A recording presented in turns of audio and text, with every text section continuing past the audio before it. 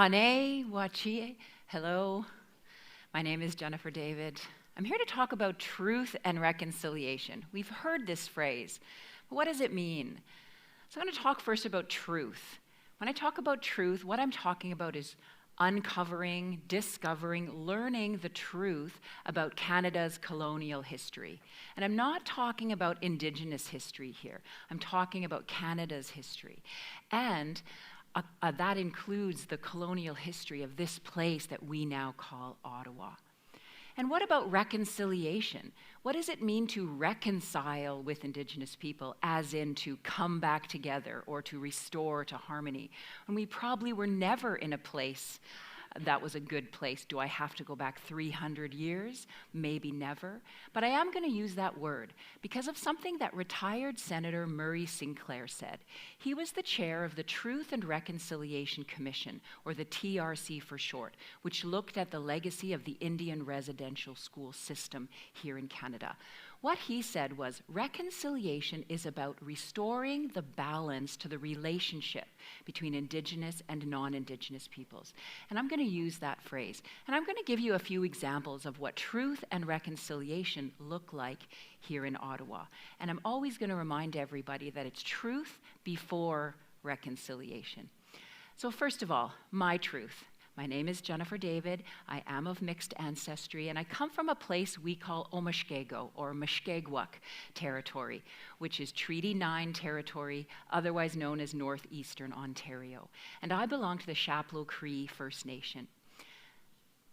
On my father's side of the family, I have a great uncle who attended an Indian residential school. On my mother's side of my family, I have a great uncle who was a Jesuit priest and a missionary to the Mohawks in Ganawage in Quebec. That's my truth.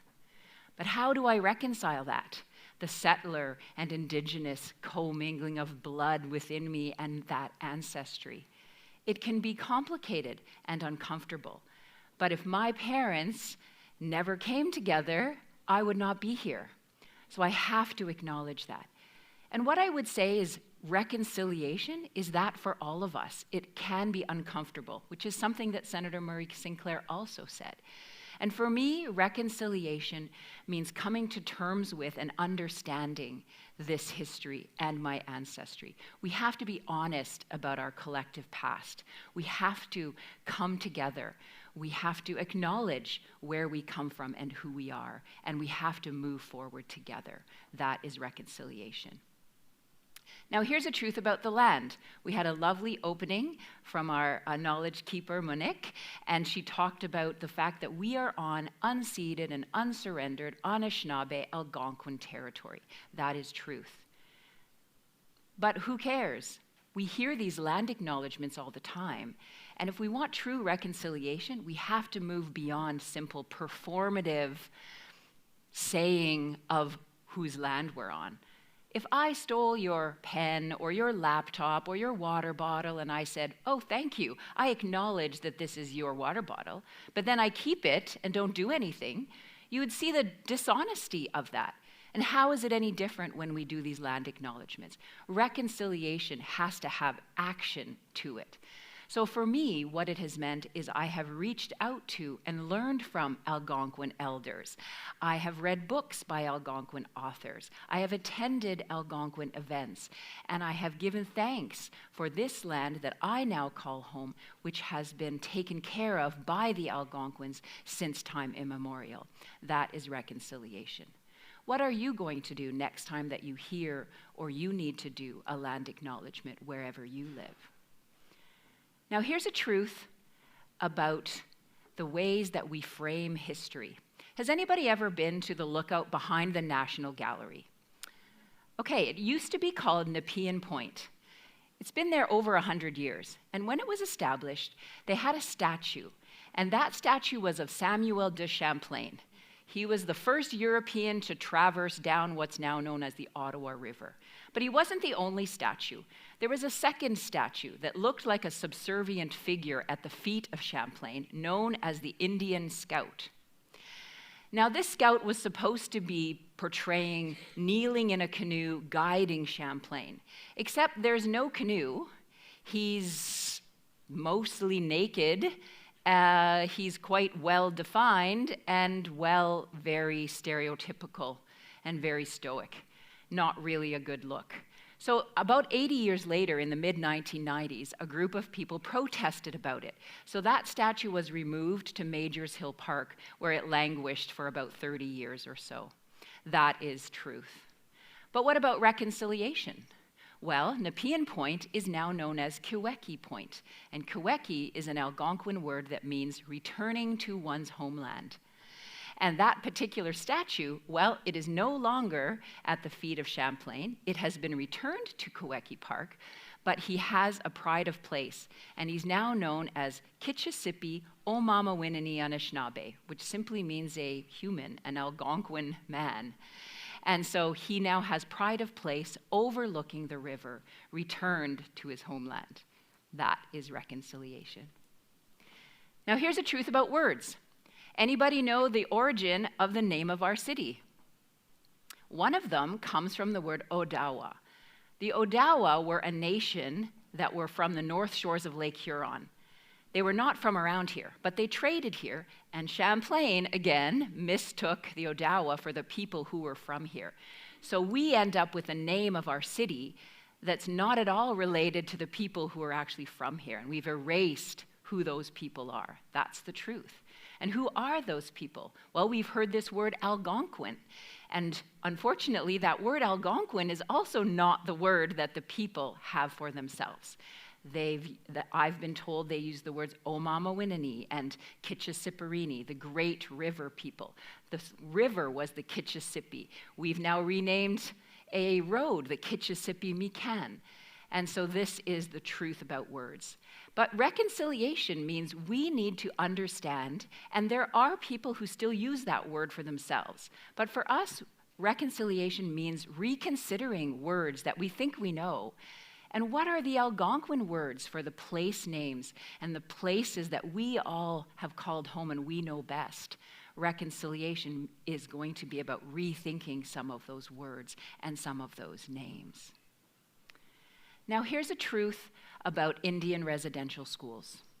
Since 2015, when the Truth and Reconciliation Commission came out with their calls to action and their reports, and even more recently, since 2021, when the Tk'emlúps Tshewepmuk First Nation used ground-penetrating radar to find anomalies and unmarked graves of children on the grounds of an Indian residential school, we have been in a kind of collective shock, and Canadians have had a kind of collective grief to understand that this happened on our watch in this place that we love so much. And that is the truth. And Ottawa has an infamous connection. So residential schools were mandated by the federal government, but they were administered by the various churches. Nearly 60% of all residential schools were run by the Catholic orders, and one of them was known as the Oblates of Mary Immaculate. By 1952, 41 Indian residential schools were run by these Oblates, where there were hundreds of priests and nuns and lay people.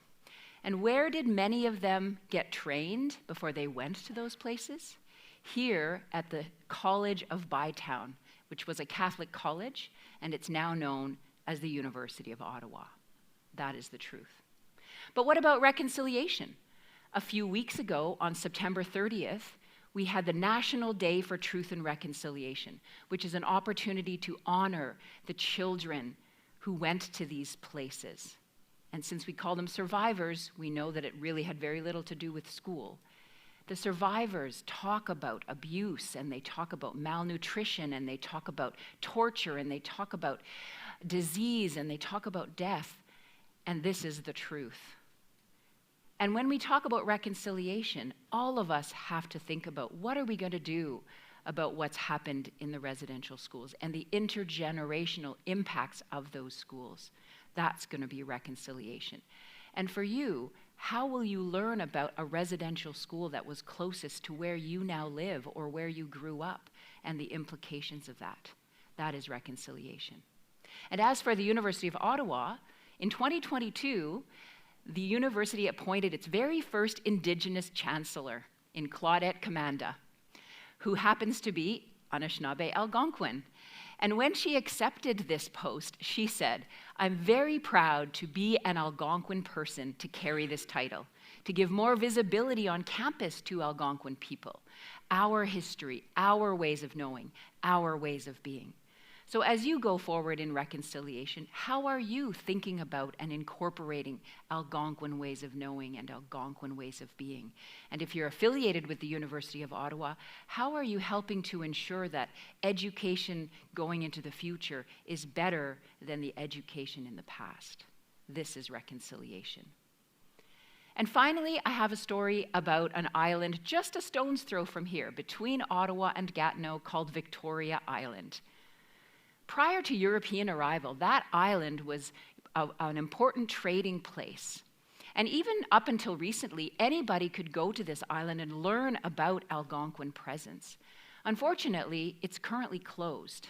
Why? Due to contamination. Well, that contamination was not caused by the Algonquins, but by centuries of colonial devastation, layer upon layer, year after year, so much so that is now unsafe. And this is the truth. But what about reconciliation? I think there is a chance at reconciliation. It will be closed until 2028, but after that time, it will be the Algonquin nation that will decide what to do with that island and what to call it. And I guarantee it won't be called Victoria Island. So I come back to the question that I asked at the beginning. What is truth and reconciliation? And what is truth and reconciliation for you here in Ottawa? Maybe I should give you a list. I don't have a list, right? Wouldn't that be easy if I just gave you a little checklist and check it off and there, now I'm reconciled. This is why reconciliation is uncomfortable. I can't tell you what each and every one of you need to do, but what I can tell you is that each and every one of us has to look into, look back, look under, and find out about the people that were here before us, the stories of the people that were here. We need to come alongside Indigenous people and do what they are doing, not just want to help the white savior complex that we use in the film industry. And so we need to understand that we need to know where we live and our place here. And what I can also say is each and every one of us have to come to terms with a very difficult question. And the question is, how have I benefited from colonization? How have you benefited from colonization? Because every single one of us has benefited from colonization, but it has come at a high cost, and that cost is being borne by Indigenous peoples. And in Ottawa, it's by the Algonquin and the Algonquin nation. And so this is an uncomfortable truth and question that we all have to grapple with. But each and every one of us can do things with our own thinking, in our own homes, in our workplaces, in our communities, to do better, to be better. And that is reconciliation. Elder William Commanda was a revered Algonquin elder. He passed away in 2011. He had a vision for that island that I just mentioned. He wanted it to be a place of unity, a place of learning, a place of education. He passed away before his dream and his vision was realized. But I'm going to end with a quote of something that he said to a group of government officials back in the early 2000s. He said, "I ask you to look within and ask who you are, what you are doing here, and who was here before you. Only then will you be able to forgive yourselves for what you and your ancestors have done. After that, you will be guided to do the right and honorable thing by the Indigenous peoples, and we will find healing together." That is reconciliation. Let's do that. Miigwech. Thank you.